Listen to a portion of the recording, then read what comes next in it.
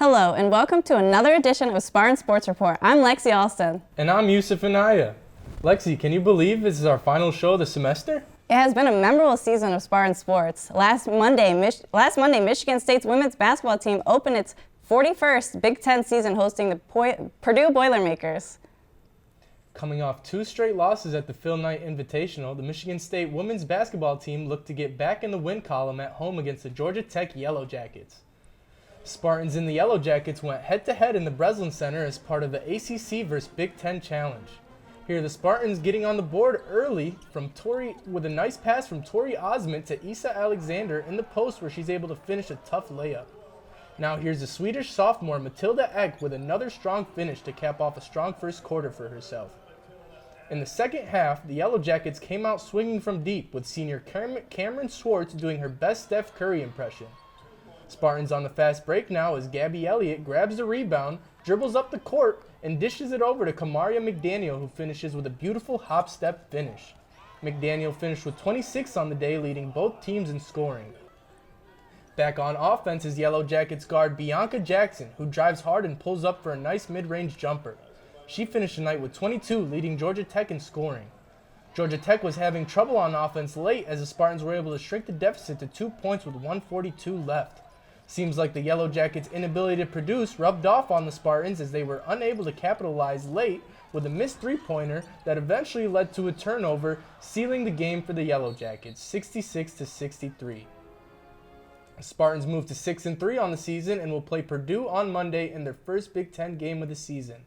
Tip-off set for 7 p.m. in the Breslin Center. Michigan State hockey hosted a big weekend series, this series against the number 4 ranked Minnesota Golden Gophers. Here's Elisa Luker with more. Number 13, Michigan State welcomes in number 4, Minnesota to Munn Ice Arena for a 2-game series for a battle for first place in the Big Ten Conference.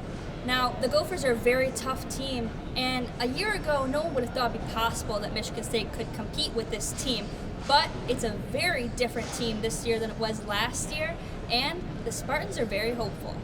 It's just another weekend for us, honestly. I think the outside factors, a lot of people are kind of trying to weigh in and put a lot more emphasis on this weekend than others, but we're a very process-driven team, so each weekend we kind of focus on that next game and kind of have the same mentality no matter who we're playing. So I don't think it's necessarily something we need to blow out of proportion, but obviously Minnesota's a good team.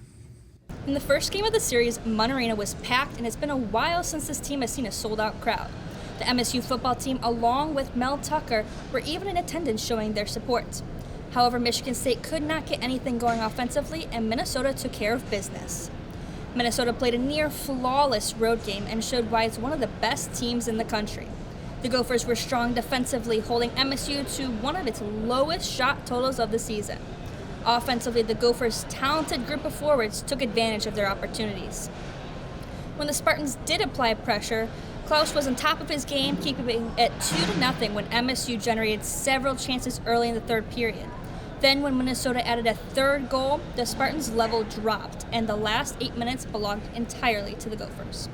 Michigan State failed to find the back of the net, which allowed Minnesota to score 5 total goals and shut out the Spartans. Moving on to Game 2 now, the Spartans have another shot at the Gophers. Michigan State came out physical and put pressure on Minnesota, but it was a turnover off a scoring opportunity that gave the Gophers a 1-0 lead in the first period on a 2-man breakaway. Dylan St. Cyr brought his A game in between the pipes in the second period and was able to keep the puck out of the net during the first half. However, it wouldn't last long after Minnesota put one through the 5-hole to make the score 2-0.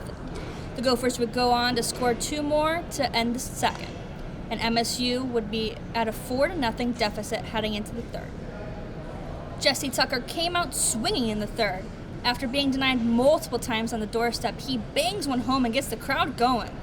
Spartans are rewarded again as Davidson pounces on a loose puck to finish off a rush after some hard work by the captain there.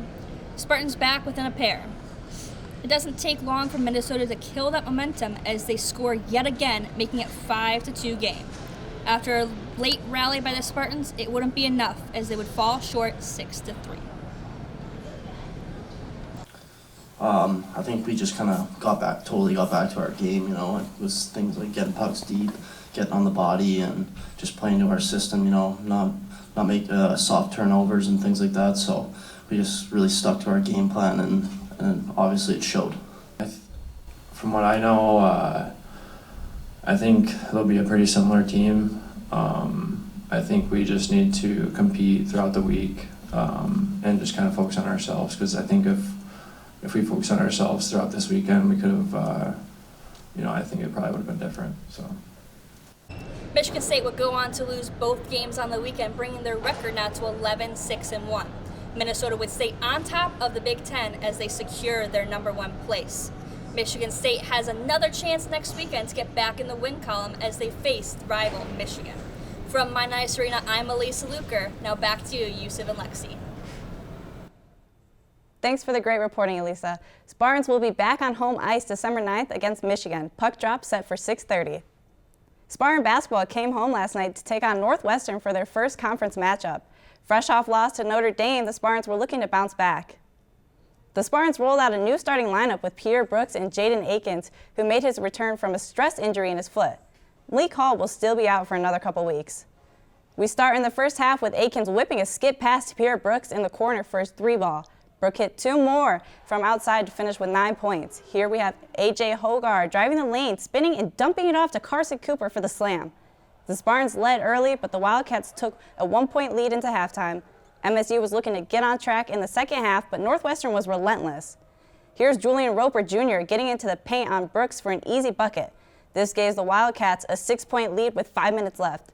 The Spartans needed to dig deep to get back in control. A.J. Hogarth was battling all second half, and here he fights his way inside for a layup. This put MSU down 1 with 45 seconds left. Taking the spotlight back was Boo Buie, who had been a problem for Michigan State in his career. He slashes through the defense and gets 2 of his 20 points to put Northwestern up 3. Buie would then hit 2 clutch free throws to put the game away. Northwestern pulled away with this one 70-63. The Wildcats have now won back-to-back games in East Lansing. Here's what Tom Izzo had to say after the loss. But most of all, we didn't play good enough, and they did a hell of a job. I thought out-coached us, outplayed us, out-toughed us. The Spartans are now 5-4. They travel to Happy Valley to play Penn State on Wednesday. That's all we have for you today. I'm Lexi Alston. And I'm Yusuf Anaya. Remember, you can catch all of our previous shows on our YouTube channel and follow our social media to stay updated. The SSR crew wishes you a safe holiday break, and we will see you next semester.